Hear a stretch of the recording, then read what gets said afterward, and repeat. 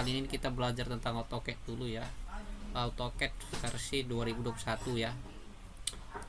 Di sini kita akan melanjutkan menggambarnya di gambar latihan ke 9 ya. Buat kawan-kawan, OSNAP itu apa? Yaitu suatu tools yang dipergunakan untuk menggambar objek lain di tempat yang kita inginkan ya. Nah, contoh, hampir lupa ya. Kawan-kawan butuh setelan awal ya, yang buat baru pertama kali buka AutoCAD-nya, tekan dulu unit. Nah, kawan-kawan lihat di sini insertion scale, artinya tuh satuan dari ukurannya ya. Ini itu. Nah, kawan-kawan pilih ya sesuai kawan-kawan. Saya pilih milimeter ya. Di sini juga ada precisionnya atau desimal di belakang koma. Di sini kawan-kawan bisa pilih juga ya, dia satuan internasional atau American. Saya pilih internasional aja. Nah, setelah saya unit, saya biasa ke limits ya. Limits ini gunanya untuk area penggambaran kita sampai batas mana saja. Saya biasa buat 210 297 ukuran A4 ya. Setelah itu kayak ke grid. Maaf ya, agak lemot ini laptopnya. Ini laptop adik saya. 10 ya. Setelah itu snap 10 juga ya, beda sama OSNAP ya. Nah, setelah kawan-kawan langkah awal dan setting udah seperti ini, kawan-kawan kita langsung ke eksekusinya ya. Kawan-kawan itu OSNAP itu apa, seperti ini tuh. Di command line kawan-kawan ketikkan OSNAP, enter. Nah, ini kita centang endpoint, midpoint, center, dan kawan-kawan yang lain ya. Kalau kawan-kawan belum tahu apa arti ini, saya sudah upload di video-video saya sebelumnya ya. Kawan-kawan bisa scroll ya. Nah, di sini kita langsung menggambar. Dari gambar yang ini kita ambil langsung yang rectangle ya. Rectangle. Setelah itu ini kita buat add 60 dulu ya, koma. Di sini kita buat 40 ya. 40. Setelah itu di sini kita gambar lah garis ini. Nah, ini manfaat dari OSNAP itu sendiri ya, dari line. Nah, kita mau buat di sini tuh, di midnya langsung dapat nih midpoint ya. Kalau tidak muncul seperti itu, kawan-kawan ketikkan di command line mid ya, mid, nanti dia mengarahkan ke situ juga tuh. Nah, tuh. Nah, kalau sudah muncul nggak perlu lagi ya. Nah, jadi simpel tuh.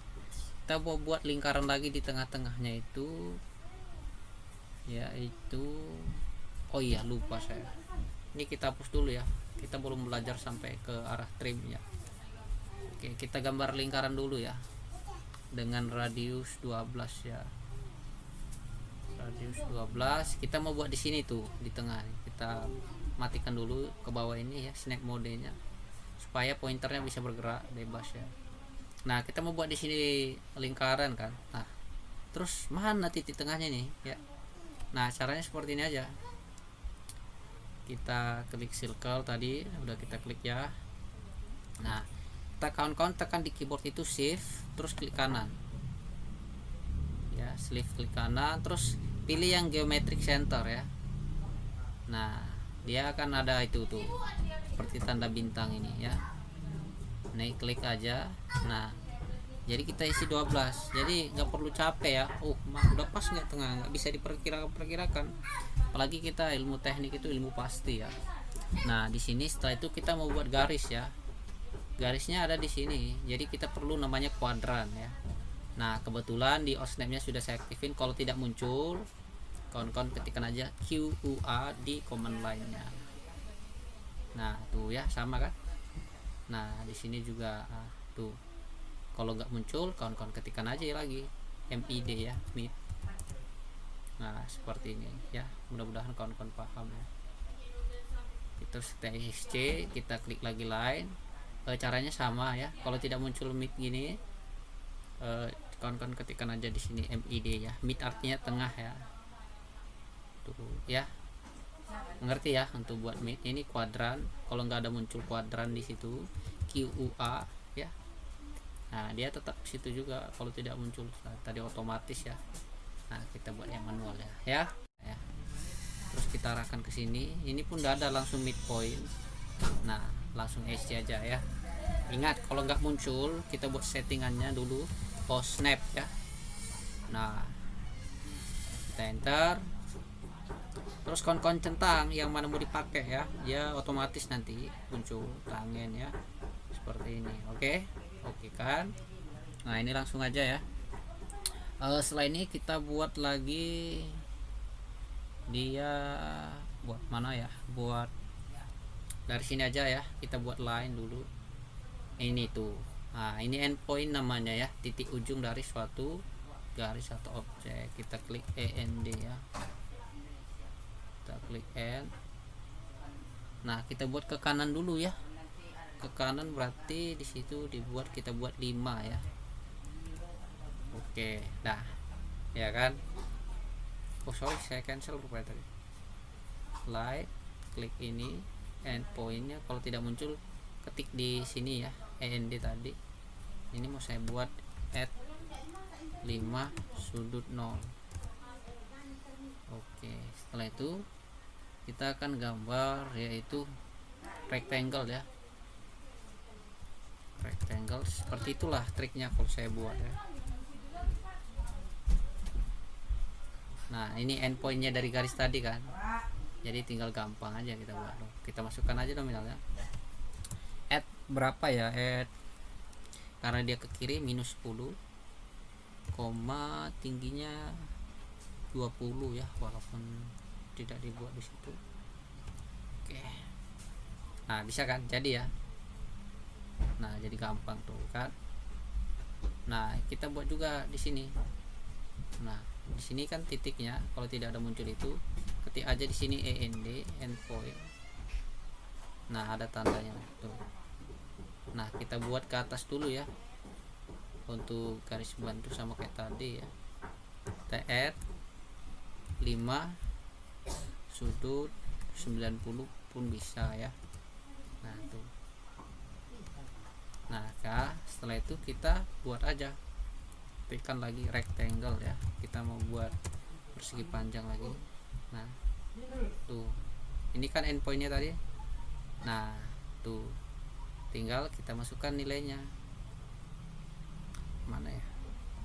Oke, kita add, berarti dia ke kanannya ini adalah 20 ya, add 20, ke atasnya dia 10. Ups, salah ya, Ctrl Z aja kalau salah. Kita ulangi, rectangle ya, rectangle. Setelah itu kawan-kawan ketika arahkan pointer ke sini, ada endpointnya, kita masukkan nominalnya. Sumbu X nya adalah 20,10 ya, minus 10 ya. Oke, jadi ya. Nah, satu lagi kita buat lagi ya. Oke, nggak apa-apa ya kawan-kawan. Di sini pun bisa langsung sih, masukkan aja 5. Nah, SC ini artinya, tapi kita aktifin ini ya. Nah, contoh kalau kawan-kawan belum paham, kita buat line di sini tuh, kita arahkan ke atas, dia langsung otomatis tuh. Kalau saya naik ke sini, nah ke sini, kalau kita aktifkan ortograf begini ya, saya hapus dulu. Setelah itu line, oh sorry, tadi udah kita buat ya, rectangle. Kawan-kawan arahkan pointernya nih ke garis yang tidak ke bawah tadi, itu ada endpoint ya. Kalau tidak muncul endpointnya, END aja klik tuh, nanti dia muncul juga tuh. Nih kan, nampak kan. Nah, tinggal masukkan nilainya. Dia karena ke kiri berarti dia add minus ya, minus 20, ke bawah dia minus 10 ya, kalau kita menggunakan koordinat relatif. Nah ya. Oke, setelah itu kita buat lagi ya. Di sini disuruh dibuat apa namanya, radius ya, R busur ya. Kita pilih yang start and radius. Kita klik di sini. Kalau tidak muncul seperti biasa, kawan-kawan ketikkan di sini END ya, endpoint artinya. Nah, kita mau buat ke sini itu. Nah, kalau udah ada otomatis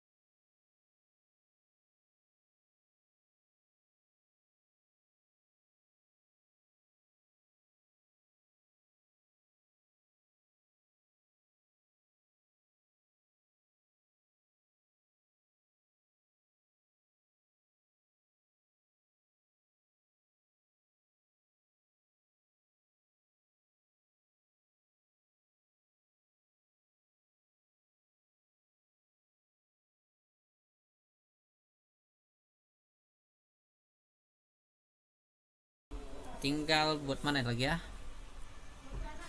tinggal buat ini apa namanya, lingkaran lagi, tapi kita buat dulu ya, kita buat garis dulu, garis bantu dulu. Nah ini midnya ya tuh, kalau nggak muncul seperti biasa buat MID ya, jadi agak lama durasi videonya, nggak apa-apa ya.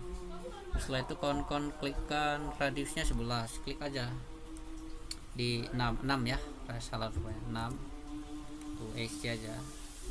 Terus kawan-kawan klik circle radius, nah langsung ke sini tuh. Kalau udah kawan-kawan setting tadi endpointnya, dia langsung muncul tuh 6 ya, klikkan 6 tuh, tinggal hapus aja garis bantunya tadi deh.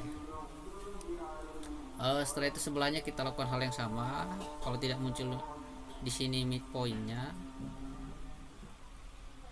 seperti ini, kawan-kawan ketikkan hasil sini MID ya, mid artinya tengah. Nah terus arahkan ke sini, itu buat aja karena saya aktifkan ortografinya, buat 6 sama ya seperti sebelahnya, SC. Setelah itu klik circle, pilih yang radius ya. Setelah itu arahkan pointernya ke sini. Kalau udah muncul endpointnya, nggak perlu lagi kawan-kawan ketik muncul, baru kawan-kawan ketikkan END atau endpointnya ya.